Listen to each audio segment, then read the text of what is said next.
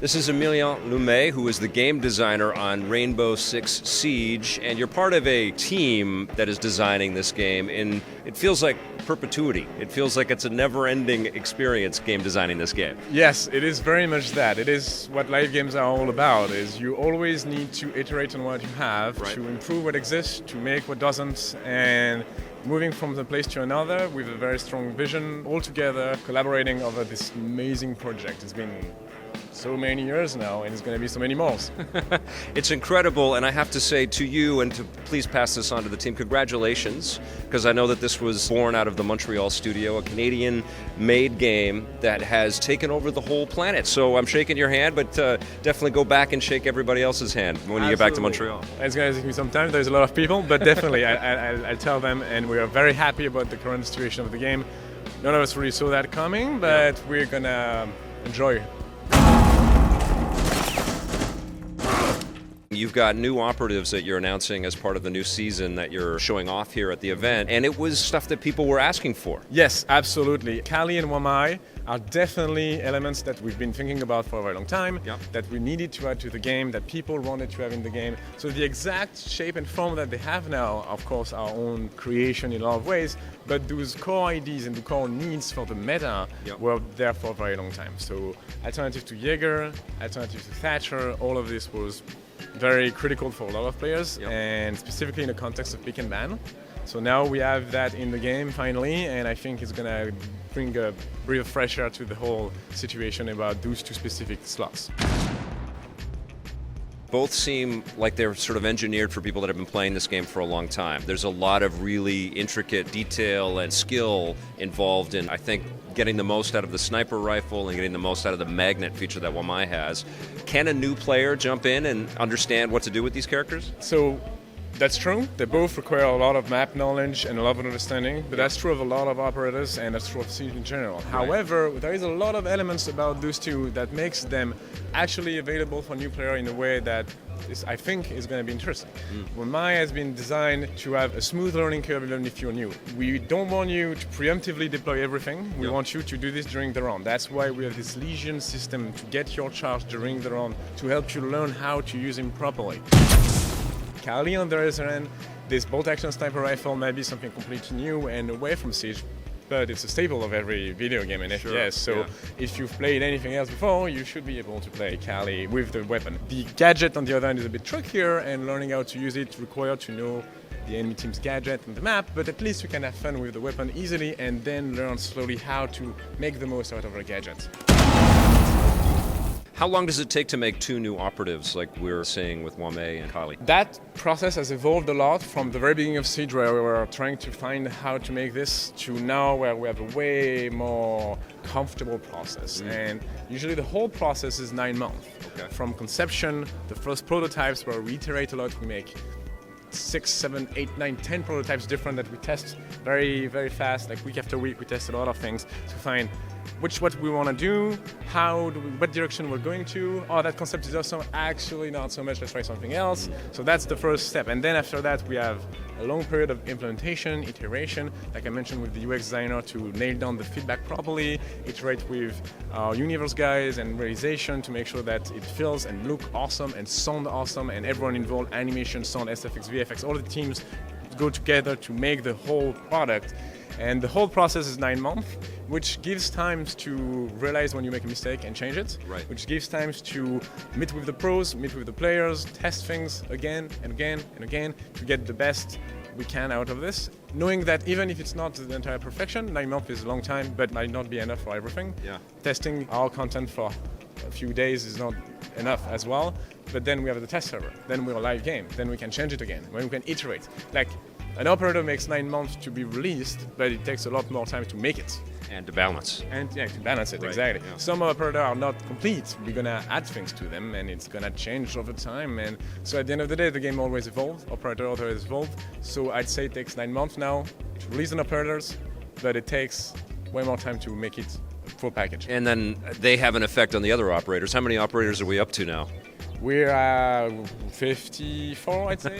52. That's incredible. 52 or 54. And That's a big game. It started to be a game. We're still aiming for 100. We're going there at our own pace, but we are past the halfway mark, which is pretty good, pretty impressive so far, which is also kind of a daunting task for a newcomer. That's why we want to make sure that they can go towards certain operators to learn the game. Yes. But yeah, it is a lot of them.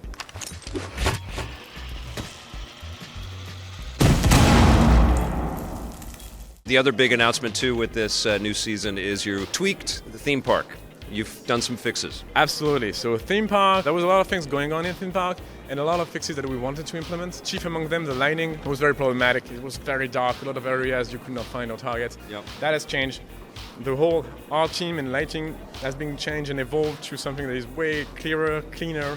So you should no longer have any problem pinpointing your target in the dark. That's no longer the case. The hide and seek of the Dr. Curse event was really fun, but now we're back to some regular siege with theme park. So that's one thing.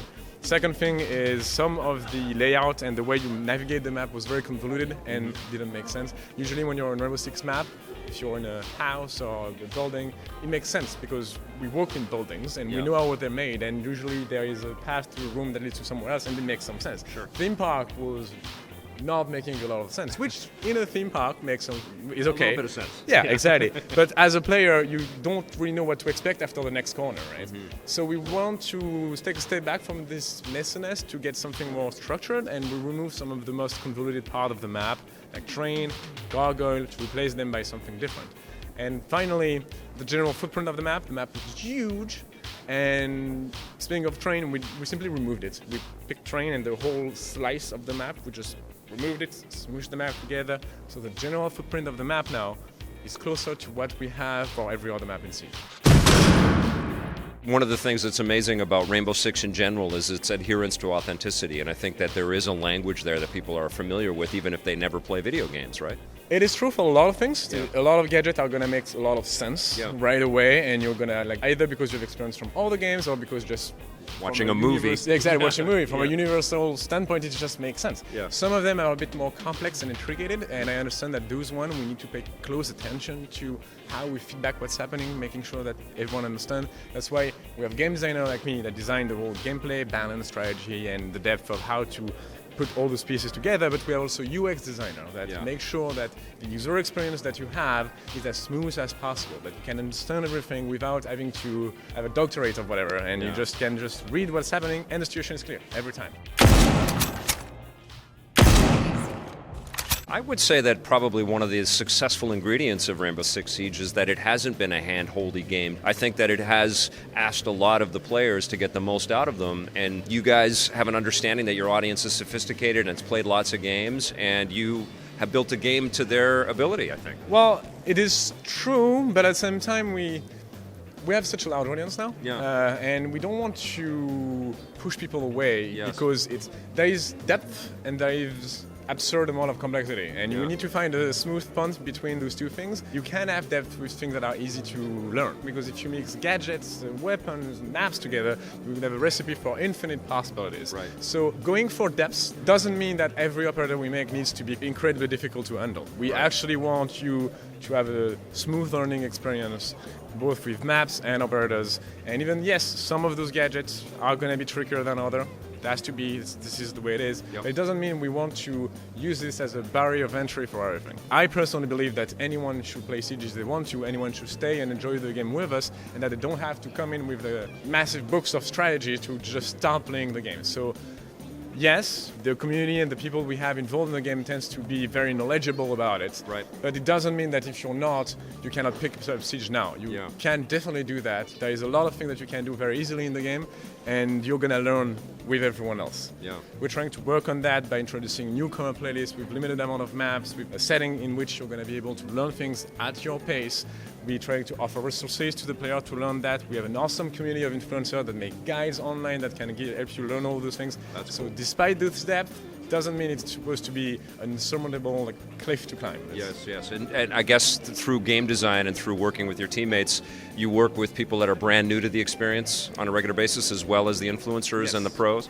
Yes, we have a wide panel of people that test our content. Pro players that we bring, I think for Kali and Wamai, we brought them 6 times during the production process to test different iterations of what we're doing to make sure that the experience they would get at their level of play would work for them as well. Okay. But we also have people from outside of the studio that we bring for playtests and to see, do they understand the gadget properly? Are the feedback nice and easy to learn? When the grenade of Wamai gets stopped in the air and moves somewhere, do they know where the grenade moved? Right. All those things are very important too. We want to make sure that the experience we provide for a high-skilled player is awesome, but we also want to make sure that for someone who is not necessarily playing Siege 20 hours a week or more, he can get it, he can have fun with it.